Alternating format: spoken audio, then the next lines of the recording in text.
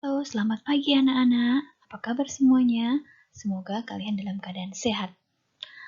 Oke, hari ini Miss Eka akan melanjutkan pembelajaran yang sudah Miss Eka janjikan kemarin.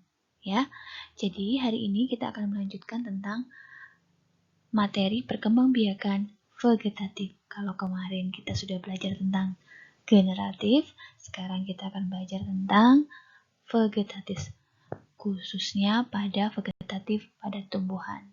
Siap? Miss Eka harap kalian selalu siap dalam pembelajaran IPA dengan Miss Eka. Nah, hari ini kita akan bahas tentang perkembangbiakan vegetatif. Perkembangbiakan vegetatif adalah perkembangbiakan yang terjadi tanpa adanya peleburan sel kelamin jantan dan sel kelamin betina, melainkan menggunakan bagian dari tumbuhan itu sendiri seperti tunas, spora, daun, batang, bahkan umbi, serta bagian yang lainnya. Nah, tujuan dari perkembangbiakan vegetatif ini apa sih? Tujuannya itu adalah untuk menghasilkan individu baru dengan sifat yang sama dengan induknya, serta jumlah yang banyak dan waktu yang lebih cepat.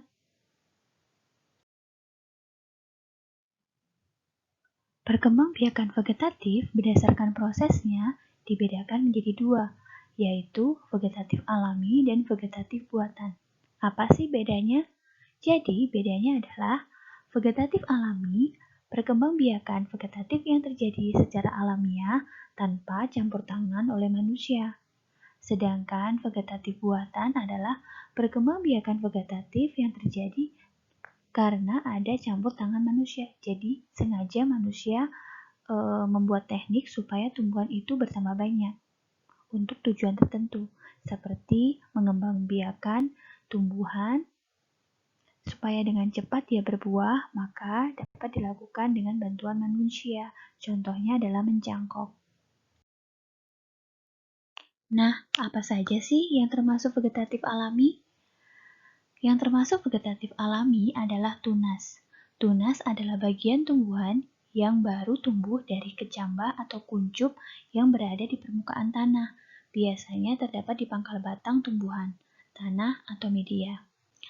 Jadi contohnya itu adalah pisang, bambu, dan tebu.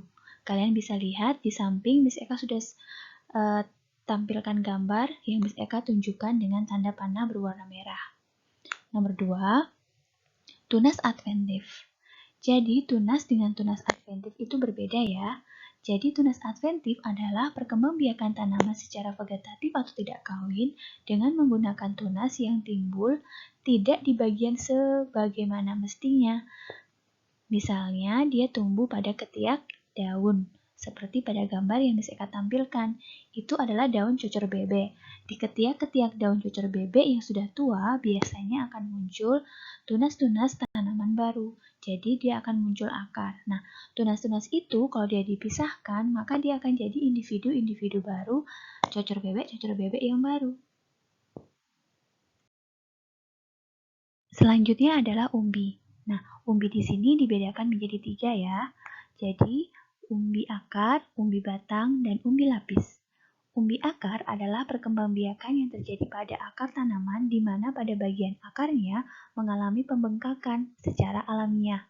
Nah, di bagian akar ini terdapat guratan-guratan atau cekungan-cekungan yang terdapat tunas-tunas baru atau calon-calon tunas. Nah, cekungan-cekungan ini kalau dia ditanam atau dipotong dari umbinya, kemudian ditanam, maka dia akan menjadi individu-individu baru. Nah, contoh tumbuhan yang berkembang biak dengan umbi akar adalah wortel dan lobak. Selanjutnya, umbi batang. Umbi batang adalah perkembangbiakan yang terjadi pada batang tanaman di mana bagian batangnya yang mengalami pembekakan secara alami. Nah, batang ini memiliki ruas berupa cekungan bakal tunas yang jika ditanam akan muncul tunas-tunas baru. Nah, tunas ini akan menjadi individu-individu baru. Nah, tanaman yang berkembang biak dengan umbi batang contohnya adalah ubi jalar dan kentang. Nomor 5, umbi lapis.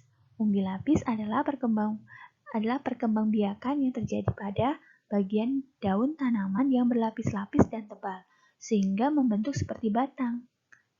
Bagian yang berlapis-lapis tersebut bila ditanam akan menjadi individu baru.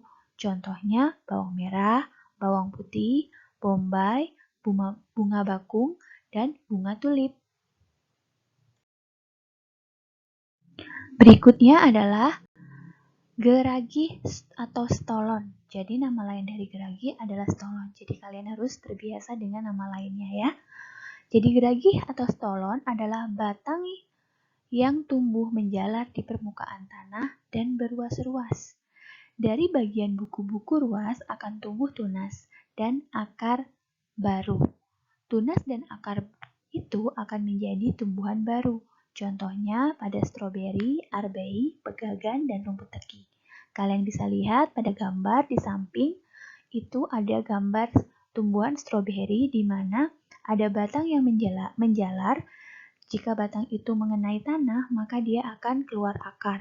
Nah, jika batangnya itu dilepas, maka tumbuhan yang tadi sudah berakar dapat hidup sendiri, jadi individu baru. Selanjutnya, akar tinggal atau rizoma atau rimpang. Lagi-lagi kalian harus menghafalkan nama lain dari akar tinggal ini. Siapa tahu nanti pada soal kalian lupa. Jadi kalian harus ingat dan pahami benar-benar. Jadi akar tinggal, rizoma atau rimpang adalah batang yang tertanam dan tumbuh di dalam tanah.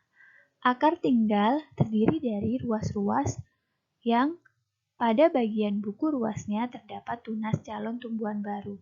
Nah, tumbuhan yang berkembang biak dengan akar tinggal atau rizoma atau rimpang ini adalah jahe, lengkuas, kunyit, dan kencur. Biasanya digunakan oleh mama kalian untuk membuat bumbu masakan atau obat herbal. Selanjutnya nomor 8, spora. Spora adalah butiran-butiran mirip biji yang kecil biasanya berwarna hitam atau coklat yang berada di tepian daun atau di balik daun. Spora ini jika jatuh ke tanah yang lembab akan berkecambah menjadi individu baru. Contoh tumbuhan yang berkembang biak dengan cara spora adalah tumbuhan paku-pakuan seperti suplir. Kemudian ada juga tumbuhan jamur dan lumut. Nah, kalau kalian tidak tahu suplir itu apa, Miss Eka sudah berikan contoh atau spora itu seperti apa. Miss Eka sudah berikan tampilkan gambar. Nah, gambar itu yang diberi tanda warna biru itu adalah spora-spora. Jadi kumpulan-kumpulan spora yang ada di dalam sporangium tumbuhan paku berwarna coklat. Nah, kalau gambar yang di sampingnya itu adalah tumbuhan suplir. Biasanya di tepian-tepian balik dari daun terdapat kumpulan-kumpulan spora. Yang kesembilan adalah membelah diri. Kalian jangan heran ya kalau ternyata tumbuhan itu juga bisa membelah diri ya. Jadi ada beberapa tumbuhan yang dapat berkembang biak dengan cara membelah diri. Membelah diri adalah proses perkembangbiakan dari satu individu menjadi dua individu baru.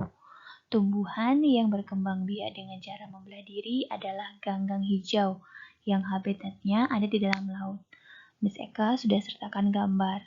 Nah, gambar yang di sebelah kiri itu adalah ganggang laut atau ganggang hijau yang ada di laut.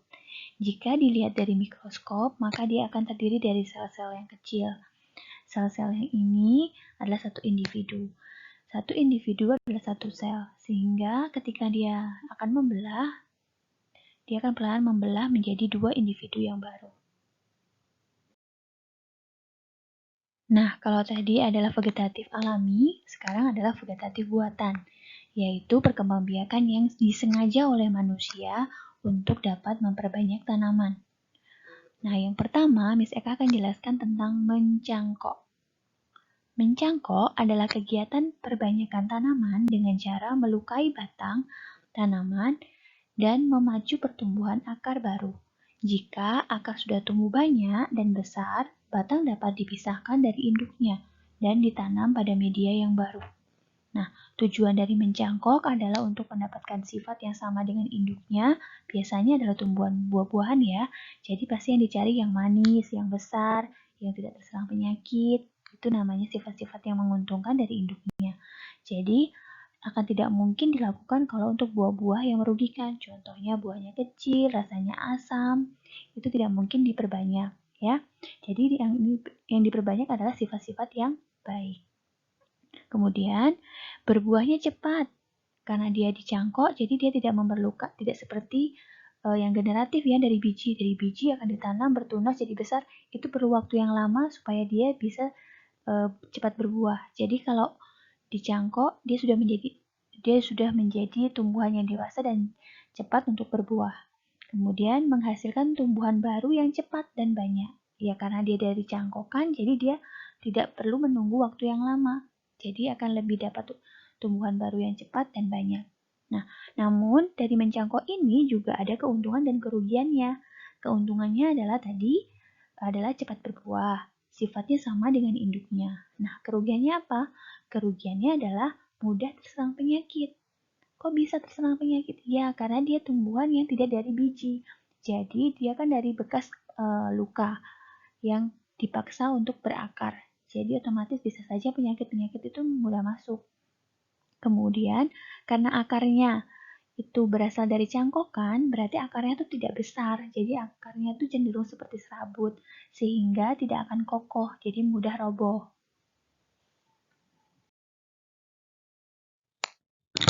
Selanjutnya, Miss Eka akan jelaskan tentang langkah-langkah dari mencangkok. Miss Eka udah tampilkan gambar. Jadi, yang pertama itu langkahnya, pilihlah batang yang tidak terlalu tua dan tidak terlalu muda. Kemudian kupas atau sayat kulit batang sepanjang kurang lebih 10 cm. Kemudian yang kedua, bersihkan bagian yang sudah dikupas atau disayat agar tidak ada lagi getah yang menempel. Kemudian tutup dengan tanah atau sabut kelapa di sepanjang batang yang telah dikupas atau disayat. 3. Lalu bungkus dengan plastik dan beri lubang-lubang kecil untuk sirkulasi udara. Jangan lupa disiram secara berkala. Artinya jangan disiram terus-menerus. Jadi disiramnya berkala supaya tidak busuk. Nomor 4. Biarkan sampai akar muncul yang lebat dan kuat. Jika sudah lebat, batang bisa ditebang dan dipisahkan dari induknya, kemudian ditanam pada media baru. Selanjutnya yang akan Miss Eka jelaskan adalah teknik perkembangbiakan dengan cara stek. Pada intinya, stek adalah teknik perkembangbiakan menanam bagian pada tumbuhan, sehingga bagian tersebut dapat menjadi individu-individu baru. Nah, stek ini dibedakan menjadi 3 bagian, stek daun, stek batang, dan stek akar, berdasarkan bagian yang akan ditanam. Oke, Miss Eka akan bahas tentang stek daun terlebih dahulu. Stek daun adalah kegiatan perbanyakan tanaman dengan cara menanam kembali bagian daun pada tanah. Jadi, daun itu bisa disobek-sobek atau dipotong-potong, kemudian daun potongan-potongan daun tadi akan ditanam di dalam tanah.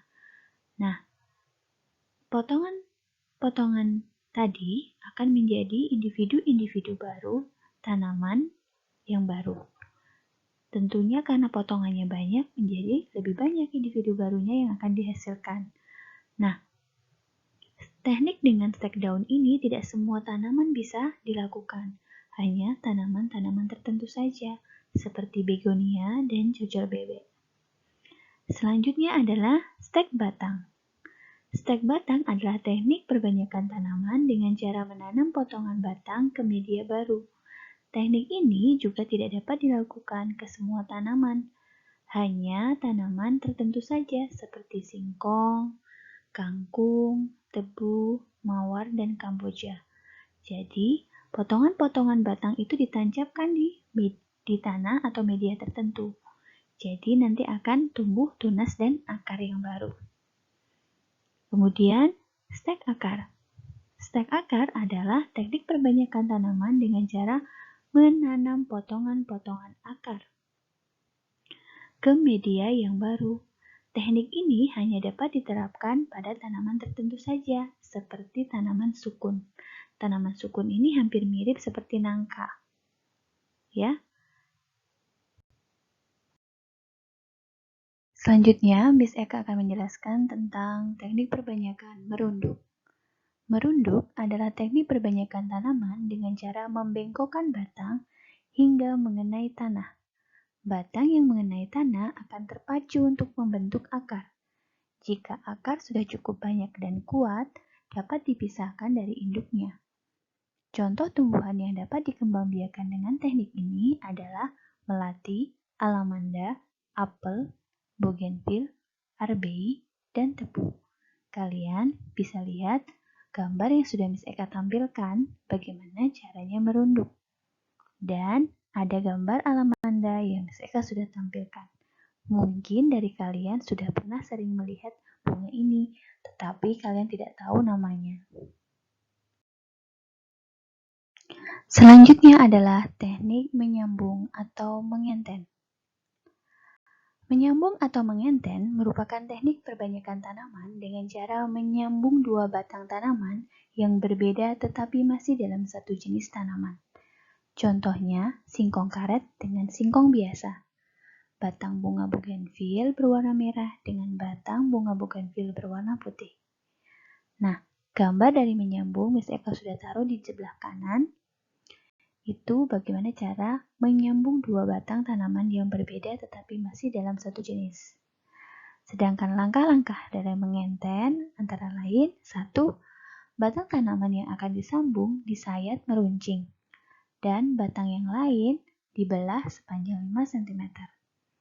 Kemudian dua batang tersebut disambungkan lalu diikat. Jika sambungan berhasil, batang baru akan tumbuh tunas daunnya. Sehingga dalam satu tanaman bisa saja membentuk beraneka ragam bunga. Contohnya, bunga bougainville yang pokok jadi pohon pokok bougainville berwarna merah. Batang yang satu disambung dengan berwarna putih. Batang yang lain disambung dengan batang berwarna orange. Atau batang yang lain juga bisa disambung dengan warna ungu. Jadi pada satu tanaman bisa saja dapat disambung dengan beraneka ragam batang tetapi masih dalam satu jenis. Sehingga satu pohon dapat memiliki berbagai macam warna bunga bougainville. Nah, semoga kalian paham ya. Kemudian ada teknik menempel atau okulasi. Menempel atau okulasi adalah teknik perbanyakan tanaman dengan cara menempel mata tunas tanaman lain ke batang tanaman yang masih satu jenis. Contoh, mata tunas jeruk nipis ke batang tanaman jeruk kintamani. Mereka sama-sama satu jenis, yaitu jenis jeruk. Cuma varietasnya saja yang berbeda. Nah, Miss Eka sudah sertakan gambar langkah-langkah dari menempel. Nah, langkah-langkahnya adalah siapkan tunas yang akan ditempel. 2. Sayat batang yang akan ditempel mata tunas. 3. Tempelkan mata tunas pada sayatan. 4. Bungkus tempelan tersebut dengan plester bening atau plastik. Tunggu sampai dia benar-benar menempel. Dan mata tunas tumbuh menjadi batang yang baru. Nah, setelah Miss Eka tadi sudah menjelaskan panjang sekali dan banyak sekali tentang perkembangbiakan vegetatif, Miss Eka harap kalian tidak bosan ya, karena Miss Eka sudah menampilkan gambar-gambarnya sehingga kalian bisa membayangkan apa yang Miss Eka maksudkan dan apa yang Miss Eka terangkan. Nah, sebagai feedback atau balikan dari kalian, Miss Eka pengen tahu ya, kalian tuh paham gak sih dengan apa yang Miss Eka terangkan? Nah, untuk menguji kepemahaman kalian, Miss Eka ingin kalian untuk mengerjakan tugas pembelajaran kali ini, yaitu kerjakan 5 soal ini, kemudian jawab, ketik di WA, dan kirim ke Miss Eka. Miss Eka tunggu paling lambat pukul 20 WITA. Jangan lupa kirim foto pada saat kalian menyimak video. Terima kasih.